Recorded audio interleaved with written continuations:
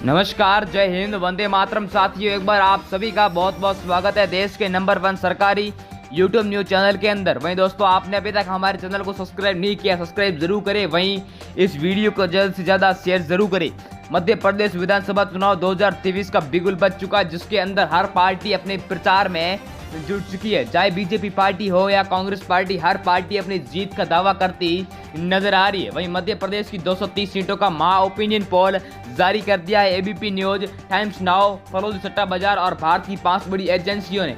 इस opinion poll के अनुसार किसकी बन रही सरकार, किसको हार का मुंह देखना पड़ेगा, इस वीडियो में देंगे हम आपको पूरी जानकारी, तो वीडियो को एंड तक जरूर देखें। वहीं दोस्तों, कर्नाटक में जिस प्रकार कांग्रेस पार्टी ने बीजेपी पार्टी सत्ता से बेदखल कर दिया है, ऐसे में कांग्रेस पार्टी के नेताओं का हौसला और भी बुलंद हो चुका है। वहीं मध्य प्रदेश विधानसभा चुनाव 2023 से पहले बीजेपी पार्टी को तगड़ा झटका।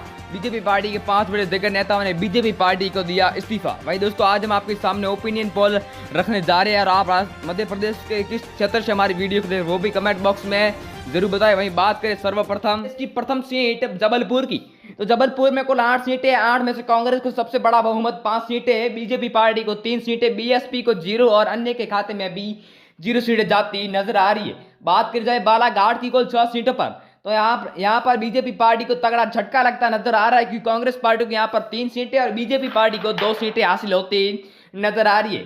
वहीं दोस्तों, बात की जाए सतना जिला की कुल 7 सीटों पर, तो 7 में से यहाँ पर कांग्रेस पार्टी को 3 सीटें, बीजेपी पार्टी को 2 सीटें, बीएसपी को 1 और अन्य के खाते में भी 1 सीट जाती नजर आ रही है। बात की जाए दमोह जिला की कुल 4 सीटों पर, तो यहाँ पर कांग्रेस ने बीजेपी पार्टी को तगड़ा झटका दे दिया है, क्योंकि यहाँ पर कांग्रेस पार्टी को 2 सीटें और बीजेपी पार्टी को 1 सीट हासिल हुई है।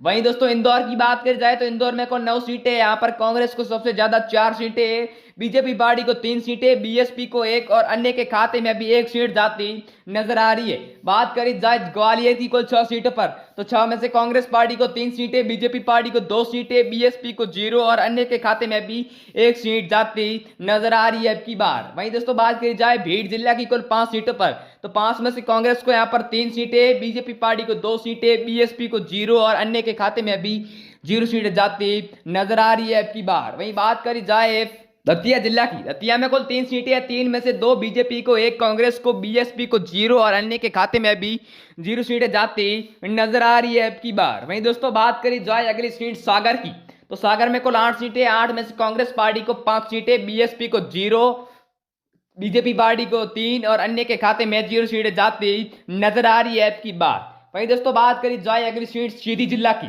तो सीधी में दोस्तों कुल 4 सीटें, यहाँ पर कांग्रेस ने सबको पछाड़ कर 2 सीटें हासिल की है, बीजेपी पार्टी को 1 सीट, बीएसपी को 0 और अन्य के खाते में 1 सीट जाती नजर आ रही है। बात की जाए छिंदवाड़ा की कुल 7 सीटों पर, तो छिंदवाड़ा में कुल 7 सीटें और कांग्रेस को यहाँ पर 4 सीटें, बीजेपी पार्टी को 2 सीटें, बीएसपी को 1 और अन्य के खाते में 1 सीट जाती नजर आ रही है। छतरपुर की कुल 6 सीटों पर बात करी जाए तो यहाँ पर कांग्रेस को 4 सीटें, बीजेपी पार्टी को 2 सीटें, बीएसपी को 0 और अन्य के खाते में भी 0 सीटें जाती नजर आ रही है ओपिनियन पोल के अनुसार।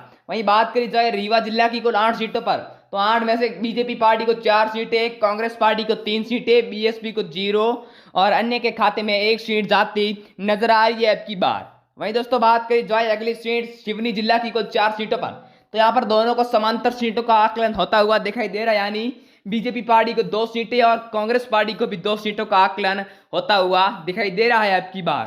वहीं बात करी जाए भोपाल की कुल 7 सीटों पर, तो 7 में से बीजेपी को यहाँ पर 4 सीटें, कांग्रेस पार्टी को 2, बीएसपी को 0 और अदर के खाते में 1 सीट जाती नजर आ रही है अब की बार। वहीं दोस्तों, बात करी जाए बैतूल जिला की कुल 5 सीटों पर, तो 5 में से बीजेपी को 3 सीटें, कांग्रेस पार्टी को 2 सीटें, बीएसपी को 0 और अन्य के खाते में भी 0 सीटें जाती नजर आ रही है अब की बार। वहीं बात करी जाए अगली सीट सतना की, सतना में कुल 7 सीटें, 7 में से कांग्रेस पार्टी को 3 सीटें, बीजेपी पार्टी को 2 सीटें, बीएसपी को 1 और अन्य के खाते में भी 1 सीट जाती नजर आ रही है अब की बार। वहीं फिर बात करी जाए दमोह की कुल 4 सीटों पर, तो 4 में से कांग्रेस को यहाँ पर 2 सीटें, बीजेपी को 1 सीट, बीएसपी को भी 1 और अन्य के खाते में भी 1 सीट जाती नजर आ रही है अब की बार। वहीं बात करी जाए अगली सीट शिवपुरी की। तो शिवपुरी में दोस्तों कुल 5 सीटें हैं, 5 में से दोनों को समांतर सीटों का आकलन होता हुआ दिखाई दे रहा है, यानी बीजेपी पार्टी को 2 सीटें और कांग्रेस पार्टी को भी 2 सीटें हासिल हुई है। वहीं दोस्तों इस वीडियो में इतना ही, मिलते हैं अगले वीडियो में, तब तक के लिए जय हिंद, वंदे मातरम। मैं आप